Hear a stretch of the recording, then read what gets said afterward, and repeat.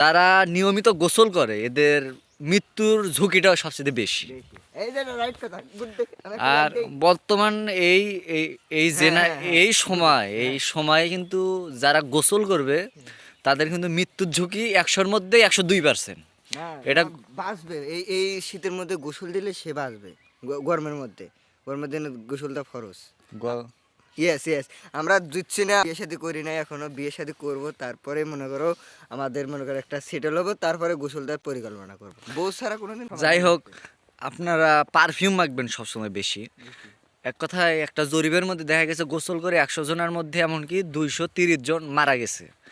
আমরা চাই না যে আপনাদের কোনো প্রকার ক্ষতি হোক এই গরমের মধ্যে, এই আবহাওয়াটা। ক্ষতি হবে কেন, লাভ হোক।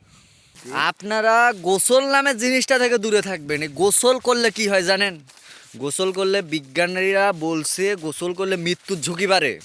গোসল করলে গায়ের মধ্যে ময়লা হয়। আপনারা কি এটা চান? মৃত্যুর কি তাড়াতাড়ি হইতে চান? তারপর হলো বউ থাকে কম।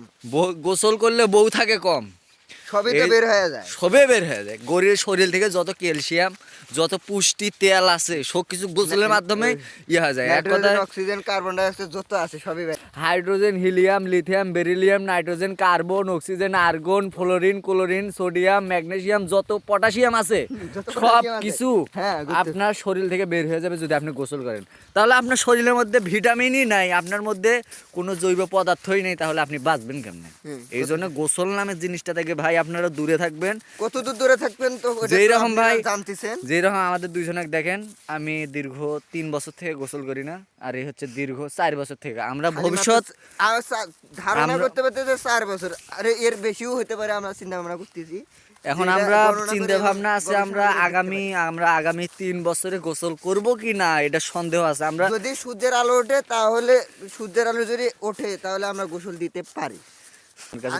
ন্যাপ থেকে দূরে থাকুন, ন্যাপ খেতা থেকে দূরে থাকবেন সবসময়। কারণ ন্যাপ খেতা গায়ে দিলে পরে আপনার ওগুলো কি আপনার শরীরের মধ্যে যত ভিটামিন আছে এগুলো কিন্তু আপনার শরীরের মধ্যে চলাচল করতে পারবে। যত পারেন প্রেম করেন। এই যে ঠিক, প্রেম করলে শরীরের মধ্যে একটা হিট এনার্জি আসে, আর জিনিসটা একটু গরম থাকে। এই গরম থাকলে আপনার ফিটনেসটা ভালো থাকে। খবরদার আপনি পারলে বিষ খাবেন, বিষ খেয়েও যে ক্ষতি হবে না। প্রতিদিন গোসল দেয় তাকে একটু মেনশন দেবেন, আমার এটা দাবি। কি কও? গোসল থেকে দূরে থাকবো এবং অন্যকে দূরে রাখবো।